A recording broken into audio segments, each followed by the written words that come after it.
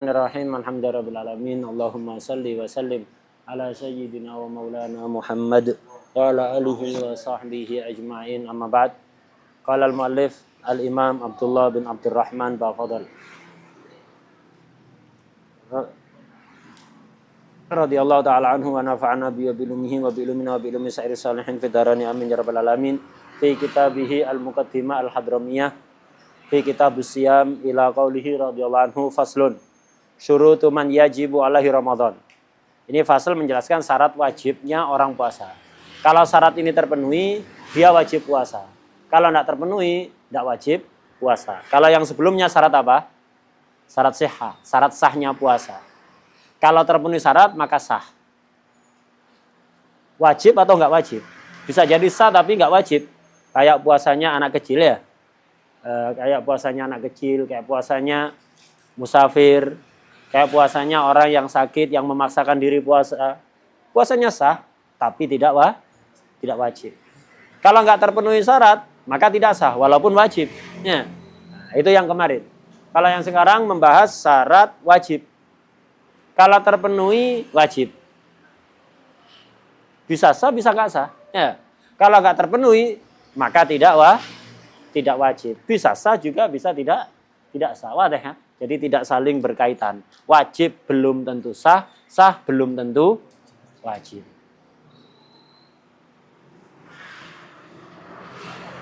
Qala rahimahullah syurutu man yajibu alaihi Ramadan. Ai saumu Ramadan maksudnya. Wajib, syarat wajibnya puasa Ramadan. Ulama khilaf. Nyebut Ramadan tanpa embel-embel syahr itu terlarang apa enggak? Terlarang dalam arti makruh seperti itu ya. Apakah enggak? Khilaf. Ada yang mengatakan makruh. Jadi jangan nyebut Ramadan. Tapi bulan Ramadan. Jangan Ramadan gitu aja. Sebagian ulama itu memakruhkan. Tapi yang muktamad enggak. Yang muktamad enggak. Alasan yang memakruhkan karena di Al-Quran disebut syahru. Syahru Ramadan alladzi unzila fihil Quran. Syahru Ramadan. Tapi di dalam beberapa hadis ada Ramadan tanpa embel-embel syahr. Kayak Ramadan ila Ramadan kafaratun lima bainahuma. Puasa Ramadan ke puasa Ramadan lainnya kan Ramadan ila Ramadan. Tidak pakai kalimat syahr. Dipakai oleh Rasulullah SAW. Kalau ternyata seandainya makruh nggak bakalan tanpa diembel-embeli syahr. Sini, biar kembar. Kembar semuanya.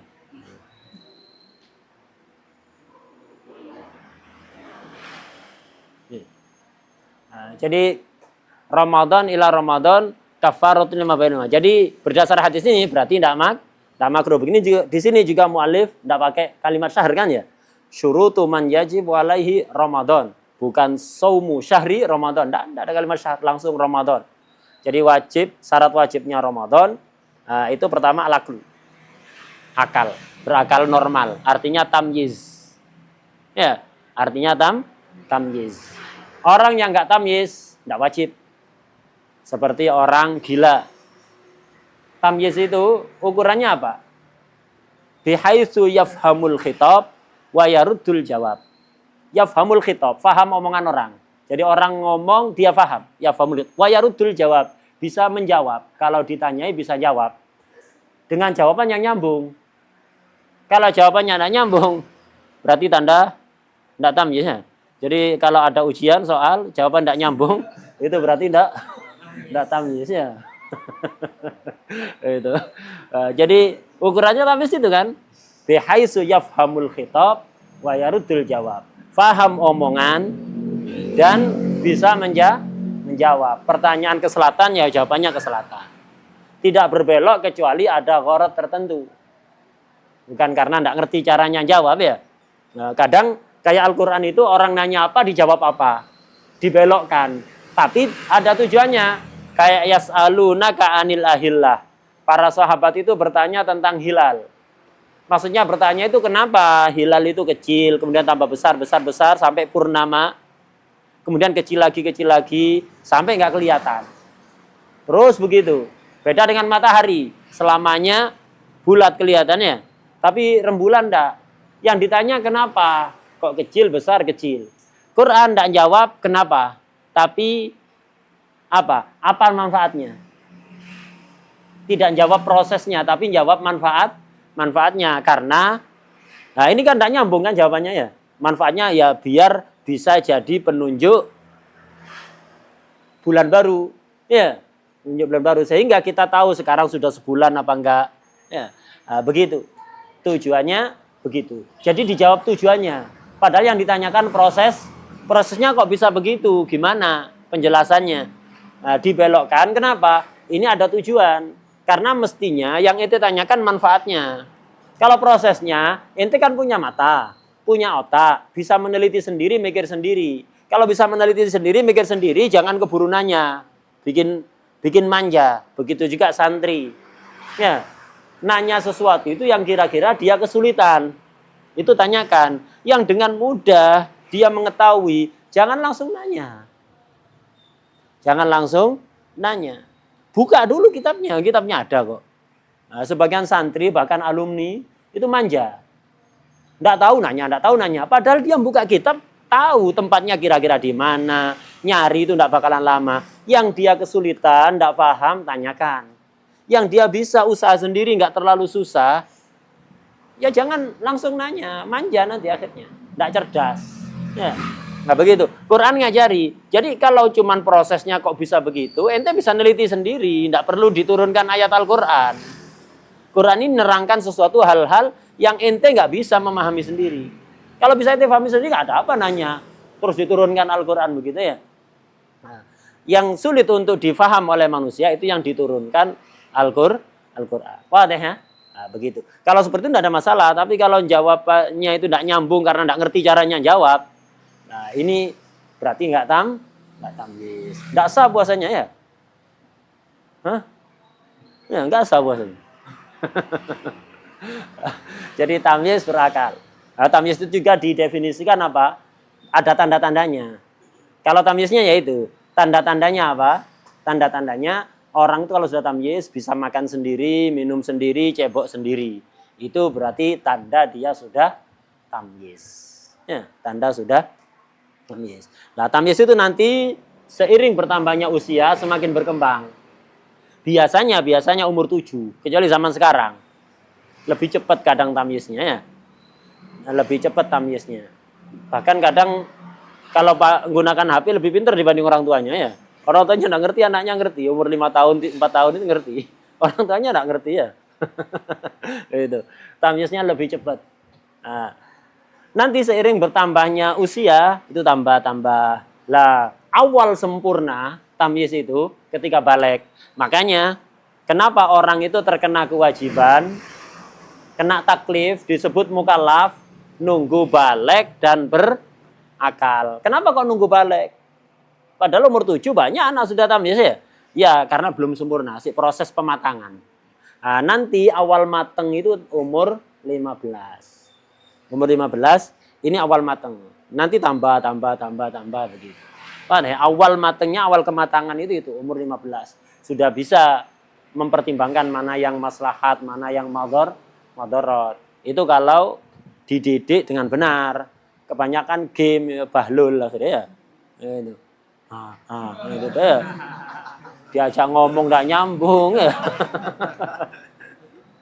Diajak ngomong enggak nyambung, kemudian kumpul orang itu sibuk dengan HP-nya, enggak merhatikan orang dan seterusnya.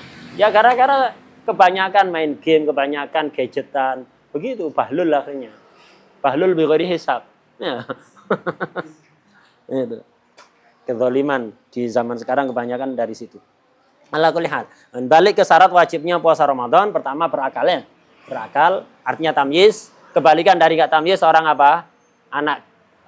Orang yang tidak tamyiz. Seperti orang gila, idiot ya. Enggak paham, idiot. Ngalami gangguan mental. Gila itu banyak macamnya, al-jununu fununu. Makanya antum dulu di Darus Miftah kan macam-macamnya gangguan mental yang menyebabkan orang itu tidak berhak jadi wali. Apa? Ada khobal, ada mubarsam ya, ada junun, ada macam-macam. Nah, itu ya tingkatan-tingkatan gangguan mental. Itu tingkatan-tingkatan mental. Pokok intinya orang gangguan mental itu yaitu apa? Tapi untuk wali itu ada orang dia tetap wajib sholat, tapi tidak berhak jadi wali karena ya tidak bisa membedakan mana yang kufu, mana yang tidak kufu, lebih ketat di situ. Kalau dalam ibadah enggak, pokok sekitarnya dia itu bisa yafhamul khitab wa yarudul jawab, ini berarti berakal. Wadah ya. Nah, jadi walaupun orang itu terbelakang, otaknya itu terbelakang, tapi selama dia masih bisa memaham omongan dan bisa menjawab omongan, dia wajib puasa. Ini pertama syaratnya akal. Kemudian wal bulughu, balik, harus balik. Kalau tidak balik maka tidak wajib, walaupun dianjurkan untuk dilatih. Kalau para fuqaha menjelaskan puasa ini sama seperti sholat. Sholat, anak diperintah sholat umur berapa? Umur 7. Dipukul umur berapa? Umur 10. Puasa juga demikian, umur 7 mulai disuruh puasa, tapi dengan catatan jika kuat. Kalau sholat semua kuat ya. Sholat semua anak kecil umur 7 tamyiz disuruh sholat. Tapi puasa kalau sudah kuat. Dan kuat ini tidak mesti, beda-beda antara satu anak dengan anak lain. Ada anak itu umur 5, tidak mau suruh puasa duhur itu latihan, nahan tidak makan sampai duhur itu tidak mau, mintanya maghrib. Ada umur 5 tahun seperti itu. Ada umur 8 tahun sih tidak kuat. Ya macam-macam, ada kalanya dari pendidikan manja, ada kalanya ya memang fisiknya lemah ya. Orang kan tidak bisa, memang ada fisiknya yang kuat, ada fisiknya yang lemah. Wadah ya. Nah, jadi jangan dipaksa. Kalau kuat disuruh. Ya, kalau kuat disuruh untuk latihan. Tujuannya apa? Biar ketika balik sudah senang ibadah, nggak susah nyuruh ibadah. Nah, sejak kecil nggak pernah dididik dengan baik, balik baru dididik, ya susah. Semua itu harus dipersiapkan dari kecil, perlahan. Jika kuat, kalau tidak kuat jangan dipaksa. Imam Qutbuddin wal Irsyad wa Ghusulibat wal Bilad Al-Habib Abdullah bin Alawi bin Muhammad Al-Haddad radhiyallahu anhu itu sangat keras melarang orang tua untuk maksa anaknya puasa jika belum kuat. Tidak suka beliau. Di Tasbitul Fuad, juz 2 awal-awalnya, itu keras sekali beliau. Keliru itu, tidak boleh. Itu. Beda dengan sholat puasa ini. Puasa ini perlu memang fisik yang siap. Beda kalau sholat siapapun mampu ya. Karena umur 7 mau tidak mau disuruh sudah. Tapi kalau puasa jangan. Selama belum balik, tidak kuat, jangan dipaksa. Latihan perlahan begitu ya. Latihan. Makanya orang itu biasanya ada puasa beduk ya. Puasa duhur ya bukan puasa. Enggak ada puasa duhur itu. Kalau diniati puasa haram, ta'atil ukut, ta'atil apa? At-talabus bi ibadatin fasidatin haramun. Ada kaidah seperti itu ya.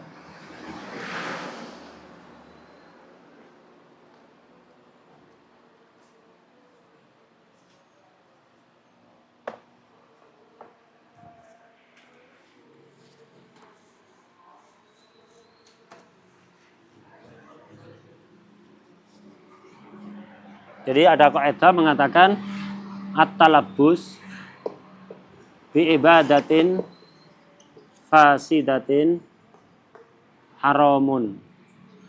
Nah, kalau dalam akad taati al-uqud al-fasidah haramun. Ini dalam muamalat, ini dalam ibadatnya. At-talabus bi ibadatin fasidatin haramun. Melakukan ibadah yang fasid, yang enggak memenuhi syarat rukun, itu haram, bukan malah dapat pahala. Kayak salat tarawih super cepat ya. Itu tanpa tumak ninah. Lah, tumak ninah itu termasuk rukunnya salat. Ada yang mengatakan syaratnya. Nah, yang muktamad rukunnya salat.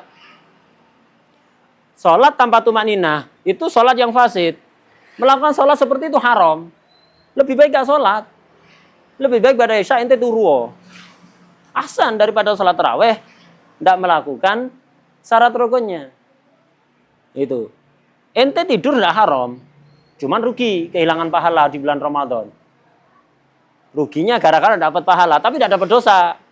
Ente sholat model kayak gitu malah haram. Satu. Kedua, wis haram merasa sholat. Ya, haram merasa sholat. Masya Allah. Qala Rasulullah sallallahu alaihi wasallam, "Man qama Ramadan imanan wahtisaban ghufira lahu ma taqaddama min dzambi." Merasa dosanya diampuni. Dosa ente tambah saldonya, malah merasa habis. Itu. Nah, kalau yang tidur ingkisar, ya Allah, kenapa ya Ramadan anak kok tidur? Ingkisarnya dia itu mendekatkan dia kepada Allah. Tidurnya jelek tidurnya ya. Tapi kalau menimbulkan ingkisar, itu justru disukai oleh Allah Subhanahu wa taala. Wadah ya. Nah, begitu. Nah ini tidak gurur, merasa sudah Masya Allah, tidak pernah kelewatan. Sepanjang Ramadan tidak pernah bolong. Orang-orang ini apa? Ramadan kok sibuk belanja. Sibuk belanja, nyari promo dan seterusnya. Ahsan mereka dibanding ente. Ente merasa ibadah, melakukan haram. Mereka itu tidak merasa ibadah. Mereka tidak merasa ibadah, tidak merasa lebih baik dibanding orang. Ente merasa lebih baik dibanding orang. Wis haram, merasa lebih baik dibanding orang. Wadah ya. Nah, begitu. At-talabus bi ibadatin fasidatin haramun. Begitu. Kalau dalam muamalat ini kaitannya. Ta'atil uqud al-fasidah haramun. Sama taat itu melakukan akad yang fasid itu haram. Seperti Rasulullah SAW an bai'il kali' bil kali'. Rasulullah itu melarang jual beli piutang dengan piutang. Contoh, beli pakaian ukuran L, warna abu-abu, favorit kayaknya ya. Warna abu-abu ya. Ada abu-abu tua, ada abu-abu setengah tua, ada abu-abu mentah ya. Nah, itu. Tapi semuanya tergabung dalam kabilah abu-abu.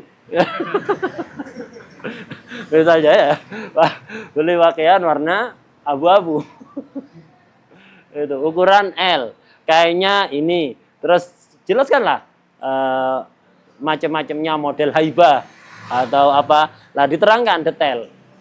Ini namanya mabeknya mausuf Fiddima, artinya piutang. Ya, piutang melalui Shopee online. Harganya 150.000. Uangnya juga hanya disifati 150.000 rupiah. Tidak ditakyin. Kemudian ditransfer, tidak masuk ke penjual, masuknya kepada Ning Shopee. Ya. Berarti Fiddima mabek Fiddima samanya Fiddima sama-sama den. Terlarang. Nah Rasulullah SAW an ba'iden biden fasid. Ya apa hukum jual beli kayak gitu? Haram. Waduh. Iya haram. Ada solusinya, nggak sekarang ya. Tapi haram. Awalnya begitu haramnya. Jadi at-talabus bi ibadatin fasidatin haramun, ta'atil uqud al-fasidah juga haram. Baik akad atau ibadah yang nggak memenuhi syarat atau rukun, hukumnya sama-sama haram. Paham ya? Lah termasuk yaitu puasa beduk. Puasa sampai zuhur itu. Itu jangan diniati puasa. Ya nggak apa-apa, sahur itu diajari niatnya puasa untuk apalan gitu aja.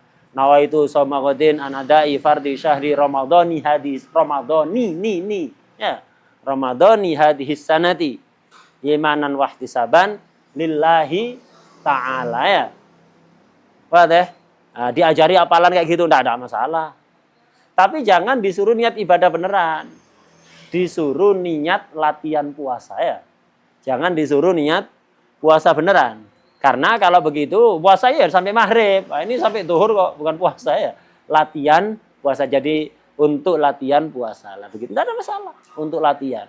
Biar terbiasa menahan lapar. Nanti sudah mulai kuat ditingkatkan. Asalnya 11:30 buka, diundur 1:30 begitu ya. Gitu. Nanti diundur lagi 3:30 kalau sudah kuat. Nanti diundur lagi ya begitu. Latihan sampai kuat sampai maghrib. Paham ya? Kalau ternyata nggak kuat ya jangan dulu. Itu kalau belum balik. Kalau balik ngomongnya nggak kuat bondetan naik. udah balik ngomong nggak kuat ya. Manja itu ya karena nggak dibiasakan. Kecuali kalau memang orang sakit beda. Kuat kok. Udah. Jadi syarat wajibnya puasa Ramadan berakal dan balik. Gitu. Wal Islam harus Islam. Kalau nggak Islam nggak wajib. Tapi jangan lupa dengan penjelasan sebelum-sebelumnya. Orang kafir itu nanti di akhirat disiksa dengan kekufurannya apa enggak? Disiksa. Disiksa karena sholat apa enggak? Disiksa. Disiksa karena enggak puasa apa enggak? Disiksa. Itu dalam hukum akhirat. Karena sesuai dengan kaidah al-kuffar mukhatabun bi furu'is syariah. Nah, kaidah-kaidah kayak gini ini antum hafalkan. Kenapa? Kaidah-kaidah itu apa? Membuat antum ingat kepada masail-masail fikih yang bertebaran di mana-mana, itu diperkecil oleh kaidah ya, dikonvert. Ya, dikonvert. Misalnya mestinya itu ratusan masalah diperkecil menjadi satu kaidah. Itu penting, ngapalkan kaidah-kaidah itu penting. Kaidahnya al-kufar mukhatabun bi furu'is syariah. Jadi orang-orang kafir itu kena khitab, artinya kena kewajiban dan larangan. Furu' syariah, ada usulud din tauhid, ada furu' syariah ya ibadah, muamalat, nikah kayak gitu itu kena mereka yang mujma' alaih yang disepakati oleh ulama itu berlaku juga orang kafir. Artinya orang kafir itu juga dalam hukum akhirat kena kewajiban puasa, zakat, haji, haramnya riba, zina, minum khamr, nyolong, dan seterusnya, itu kena keharaman. Artinya kalau mereka meninggalkan kewajiban atau melakukan larangan, nanti di akhirat mereka juga kena siksanya nyolong, kalau pernah nyolong. Kena siksanya gosop, kalau pernah gosop. Kena siksanya riba, kalau pernah riba. Kena siksa nggak sholat, kena siksa nggak puasa, nggak zakat, nggak haji. Itu kena semua itu. Durhaka pada orang tua, kena siksa juga nanti orang kafir itu di akhirat. Di akhirat. Di dunia dikatakan tidak wajib. Lah di sini kan syarat wajibnya puasa Ramadan apa? Berakal. Berarti majnun tidak wajib, ya kan? Berarti majnun tidak wajib. Majnun, orang pingsan, ya tidak wajib.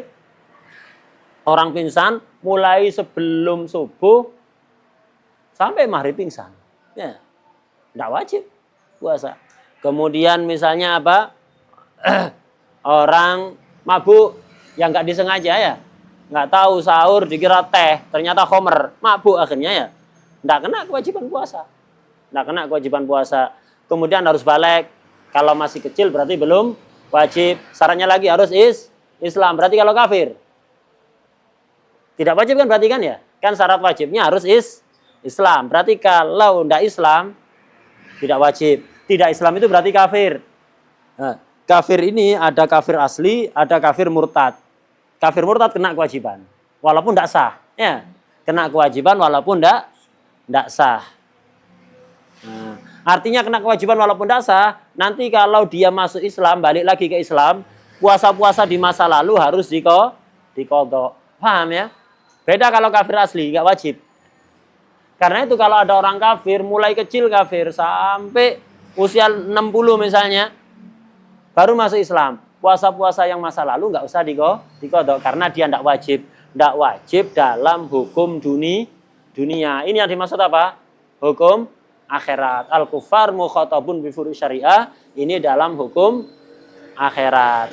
Kena ya, kena siksanya. Kalau dalam hukum dunia dia tidak wajib. Tapi gara-gara dalam untuk akhirat dia hakikatnya secara zahir hukum dunia dia nggak wajib.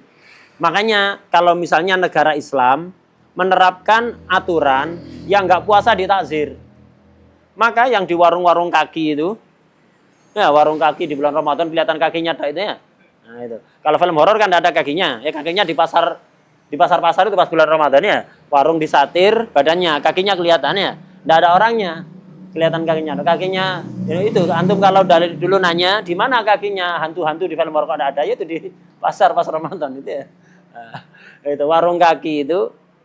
Nah, itu kalau pemerintah menerapkan hukum Islam mereka ditakzir yang muslim saja, yang kafir enggak. Kenapa? Dalam hukum dunia secara zahir mereka tidak terkena kewajiban. Wadah ya. Nah, tapi karena hakikatnya mereka kena kewajiban dalam hukum akhirat, antum tidak boleh ngasih makanan kepada orang kafir di siang hari bulan Ramadan. Tetap haram. Ya. Lu katanya tidak wajib dalam hukum dunia. Iya secara zahir. Artinya kalau pemerintah menerapkan takzir bagi yang nggak puasa, yang kafir nggak usah. Tapi antum tidak boleh ngasih makanan ke mereka di siang hari bulan Ramadan. Buka warung di siang hari bulan Ramadan. Lu tidak boleh bantu orang maksiat, enggak. Khusus melayani orang kafir sama. Hakikatnya mereka kena kewajiban. Antum jual pada mereka berarti membantu kemaksiatan secara batin ya. Secara batin itu kan maksiat kan? Nah, maka tidak boleh haram. Wa yahrumu it'amuhu fi nahari Ramadan. Itu kan? Wal Islam kan? Walau fi ma madha bin nisbalil murtad hatta yalzamu qada ida Islam. Bi khilafil kafir al-asli. Kafir asli berarti tidak wajib, tapi na'am yu'aqab ala tarkihi fil akhirah nadhira ma marra fi shalah, sama seperti salat. nanti di akhirat akan disiksa. Wa yahrumu, berarti kan, it'amuhu, ngasih makanan orang kafir fi nahari Ramadan, di siang hari bulan Ramadan. Kenapa? Li'annahu i'anatun ala maksiyah. Itu. Karena bantu maksiat. Wa illam na'nahu minhu. Kalau dia makan tidak kita larang. Ada orang kafir siang hari di teras rumahnya itu makan, tidak kita larang. Tapi kalau antum yang ngasih makanan tidak boleh. Ya. Yang ngasih makanan tidak boleh. Dia makan, biarkan, jangan dilarang. Kenapa? Secara hukum dunia tidak wajib. Tapi kalau antum misalnya jadi driver Gojek, GoFood, Shopee Food atau yang lainnya, Mahfood. Jadi driver GoFood. Lah kemudian ada yang order makanan di siang hari bulan Ramadan, orang kafir nggak boleh dilayani, harus di cancel. Nah, jadi apa? Karena juga ada kaidah al-i'ana alal maksiyah, maksiyah.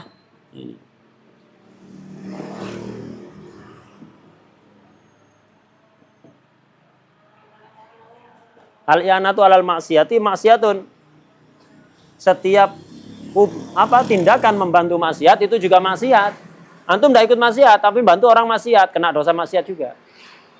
Atau kaidah yang senada dengan ini, kaidah yang senada dengan ini adalah kullu tasarrufin yufdi ila maksiyah yakinan au dhannan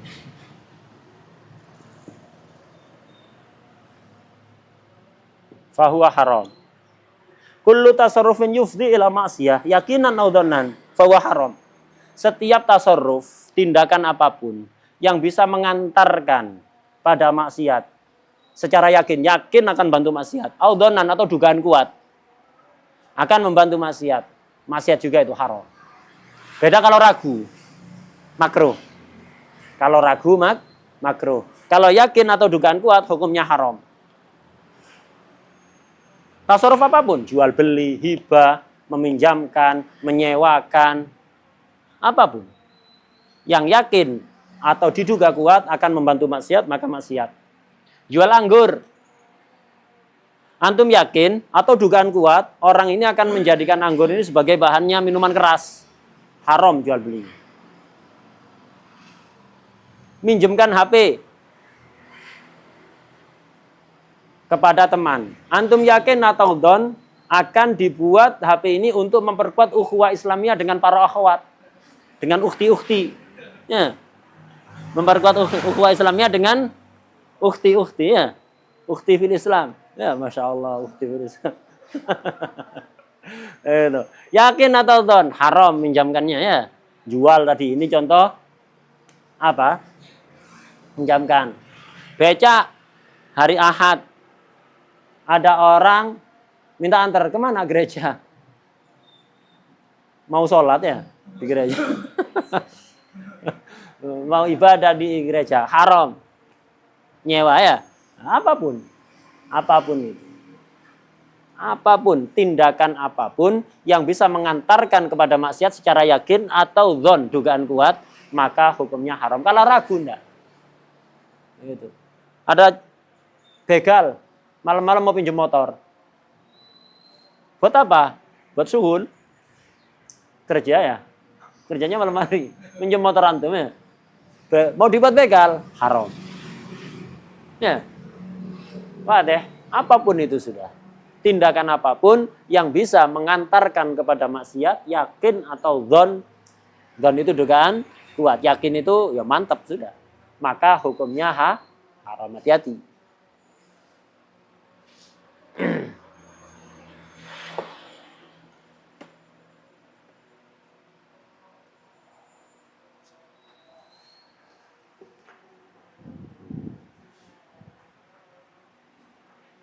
Nah, jadi akal, bulugh, Islam ini syarat untuk semua ibadah. Syarat untuk semua ibadah. Akal, bulugh, Islam. Syarat untuk semua ibadah. Semua ibadah pasti disyaratkan itu. Syarat wajibnya itu akal, bulugh, Islam. Semua. Kemudian ada tambahan-tambahan. Lah untuk puasa tambahnya lagi wal itaqatu. Mampu. Jadi untuk puasa itu syarat wajibnya harus mampu. Gitu. Mampu ini hissan wa syar'an. Secara kenyataan mampu, secara syarak dianggap mampu. Jika tidak mampu, baik secara kenyataannya tidak mampu, tidak kuat memang sakit. Kalau dipaksa puasa, bisa menyebabkan kematian atau sakitnya parah. Tidak mampu sudah. Nah, ini hukumnya tidak wajib. Gitu. Adapun secara syarak itu ya, marhaba. Dan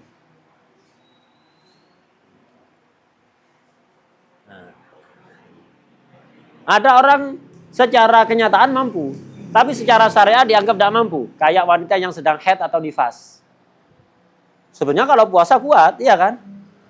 Kalau puasa kuat, tapi syariat menganggap dia tidak mampu, ada penghalang dalam syariat. Orang haid dan nifas ini tidak mampu ini, maka tidak wajib puasa.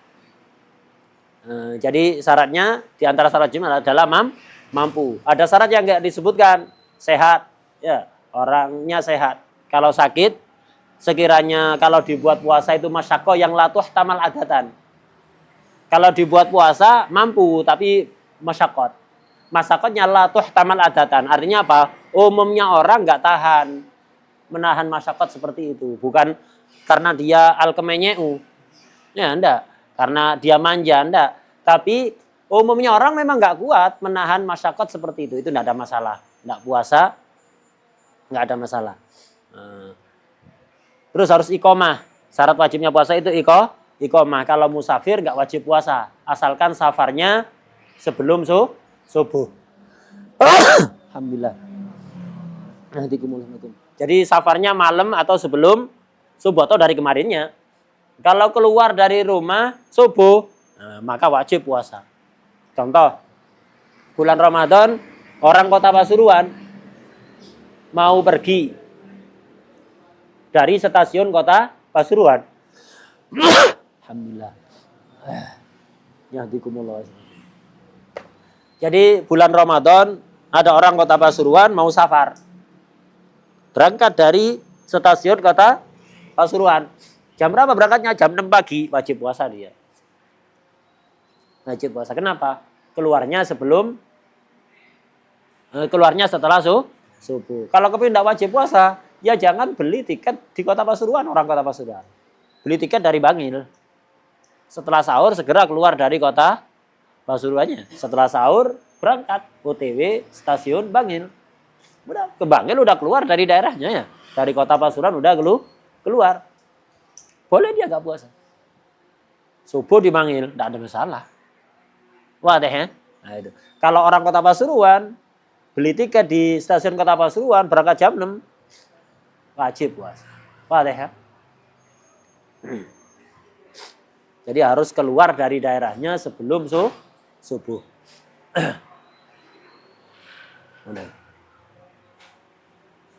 Musafir.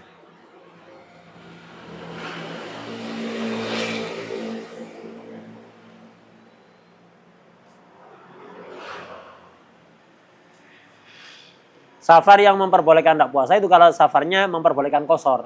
Safar yang jauh sekitar berapa kilometer? 85 kilometer. Kalau safarnya dekat enggak, harus tetap puasa.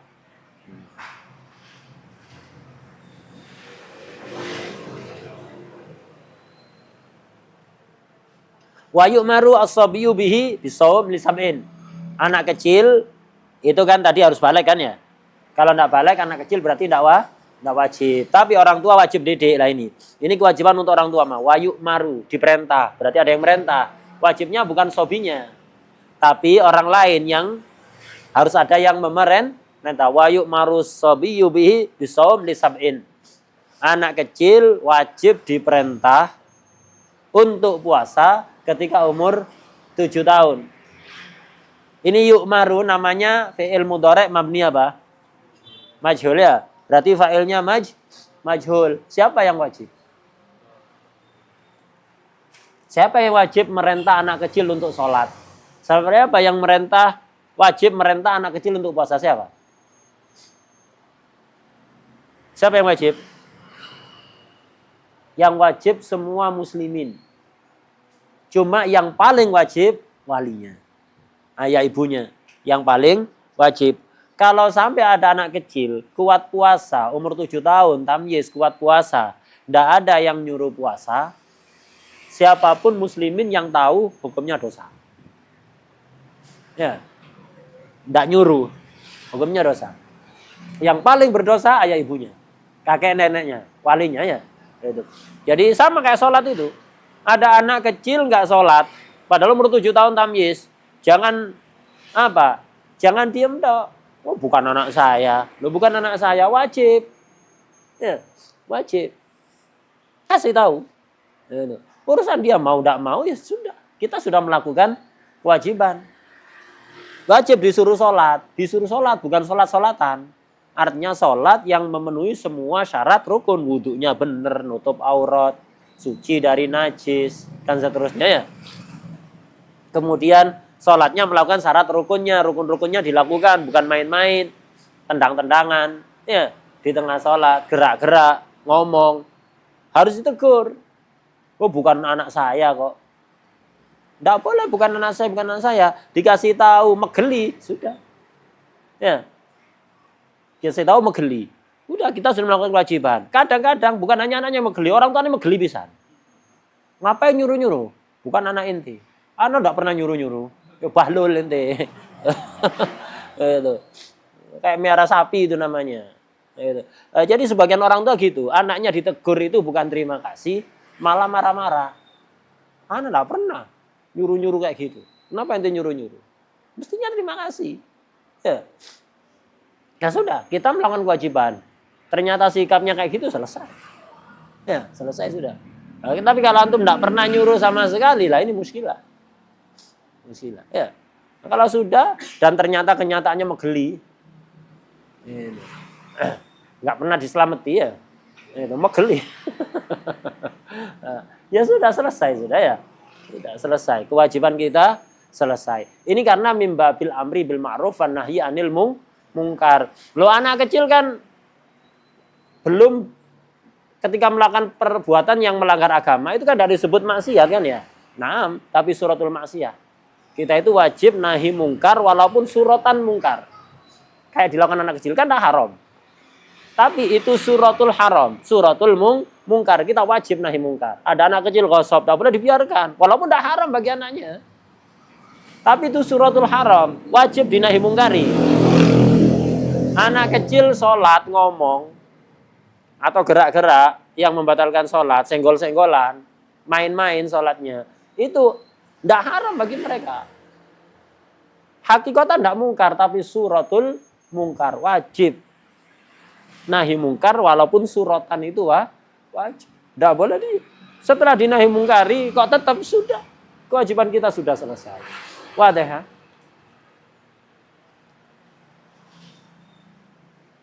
Mau antum julek no, bawa kantor polisi antum ya. Ya, di bawa kantor polisi nanti, apalagi zaman sekarang. Wa yu'marus sabiyyu bil sabin. Jadi anak kecil diperintahkan untuk puasa kalau sudah umur 7 tahun. Diperintahkan mabni majhul. Yang terkena kewajiban semua orang, makanya majhul siapapun. Muslimin yang tahu wajib. Tapi yang paling wajib adalah wali, ayah ibunya itu paling wajib.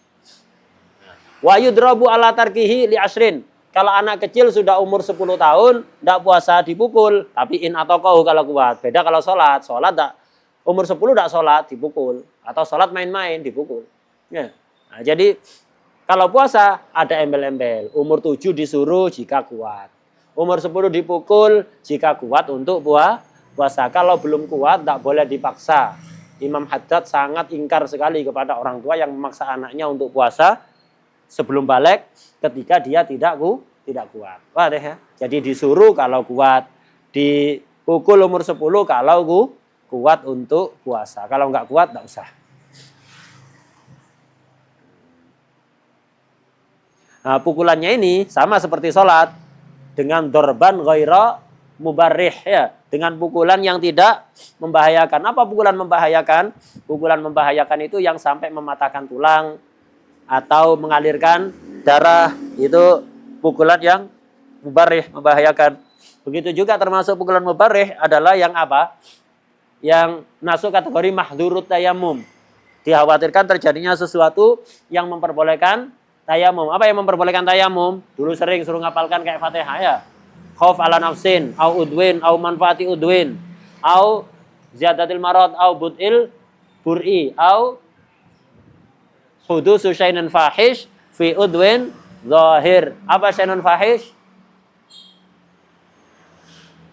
Nuhulun, au istighsyafun, au saghratin tabqa, au lahmatin tazid. Apa udwun zahir?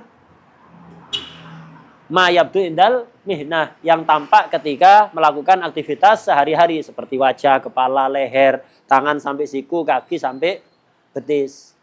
Yang dulu belum sempat dars itu nyadat dari yang sudah ngikuti. Itu mahdhurut tayammum itu termasuk yang harus dihafalkan seperti Fatihah. Antum bangun tidur belum melek sudah bisa baca. Ya. Sudah hafal. Kenapa? Itu terulang-ulang terus itu. Mahdhurut tayammum itu di beberapa bab sampai bab belakang nanti bab muamalat, bab nikah terulang terus.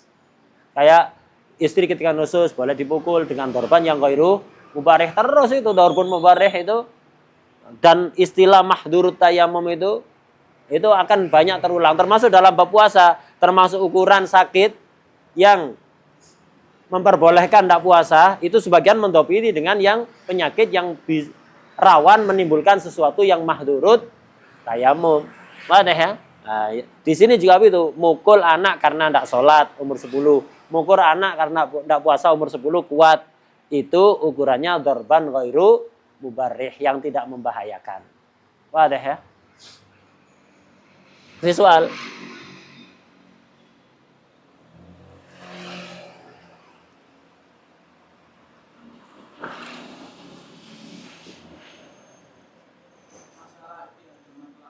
Ya. Ada contoh kalau daerah Maghrib itu kan lazim terlihat Itu dhaif. Jadi banyak disebutkan di kitab-kitab fikih. Yang muktamad hukum hilal kemarin berlaku untuk di tempat terlihatnya hilal dan di daerah lain yang matlaknya sama. Yang matlaknya sama. Kemarin sudah disebutkan, daerah itu dianggap satu matlak kalau apa? Antara terbit mataharinya, terbenam matahari, daerah ru'yatul hilal sama daerah tersebut itu tidak melebihi berapa? Berapa derajat? 8 derajat. 1 derajat berapa menit? 4. 8 kali 4? 32. Jadi kalau satu daerah dengan daerah lain, itu selisih maghribnya misalnya, itu 32 menit atau kurang, maka dianggap satu matlak. Kayak Jawa Timur, Surabaya misalnya, dengan Jakarta. Selisihnya berapa? Mungkin 30 menitan ya. Nah, itu masih dianggap satu matlak. Kalau dibanding Medan, Aceh beda sudah. Bukan satu matlak lagi, beda ya. Surabaya dengan Banjar misalnya, dengan Kalimantan, Banjarmasin atau Balikpapan, itu selisihnya sekitar berapa?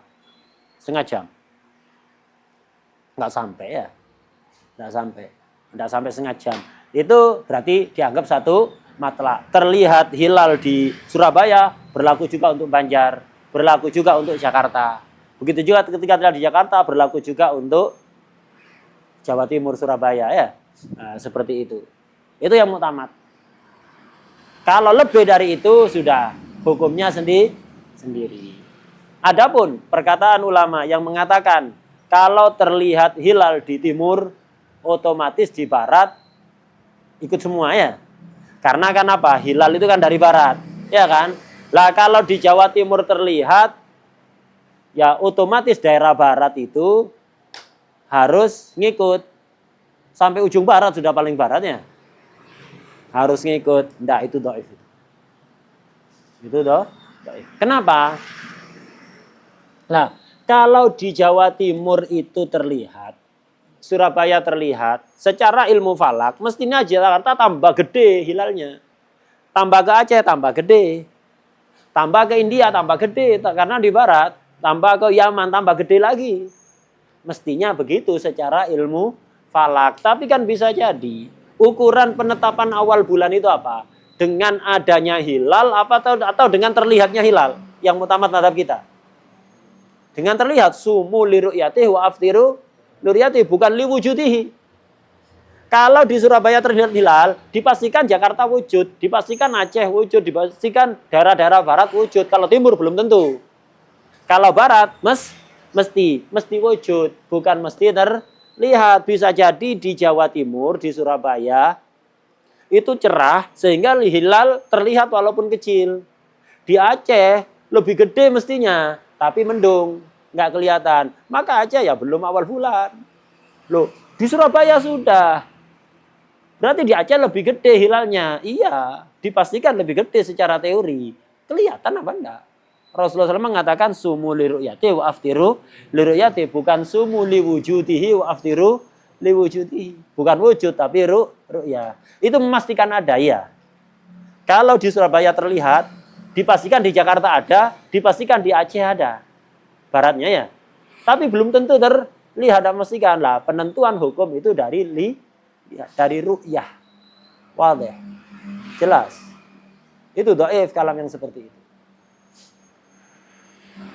Walaupun tidak dikomentari di situ, tapi dhaif.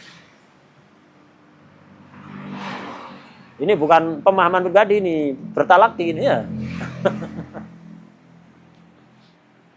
Enggak ada di kitab ini. Mesti ayat tidak talaki macam kitab dewi ya. Muskilahnya begitu. Wadih. Padahal yang lain.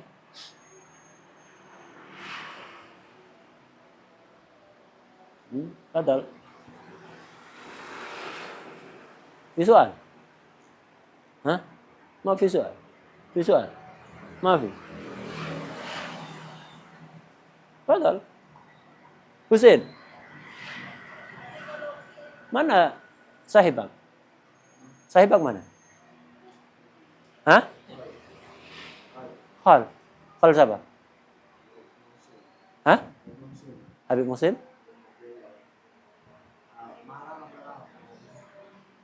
Masih anu dah.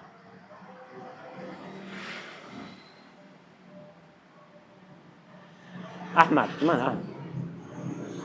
Ahmad Al-Hamid. Enggak, satunya.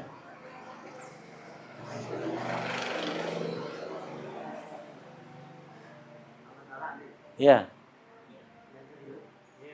Mana? Hal. Muhammad Al-Hamid. Hah? Ikut. Siapa lagi yang enggak ada? Anu kemana? Siapa? Belakang ini. Minan kemana? Masih diribat kan dia? Masih diribat apa enggak? Hah? Hah? Baru datang dari Madura. Sudah datang tapi kan?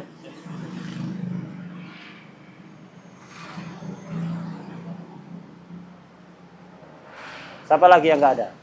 Mahrus. Julia. Tatawur. Raihan ada di sini. Siapa lagi? Siapa lagi yang enggak ada?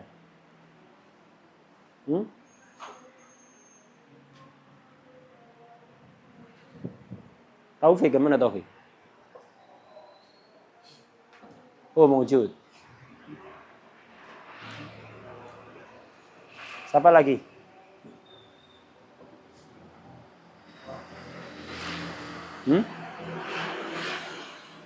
Ada semua.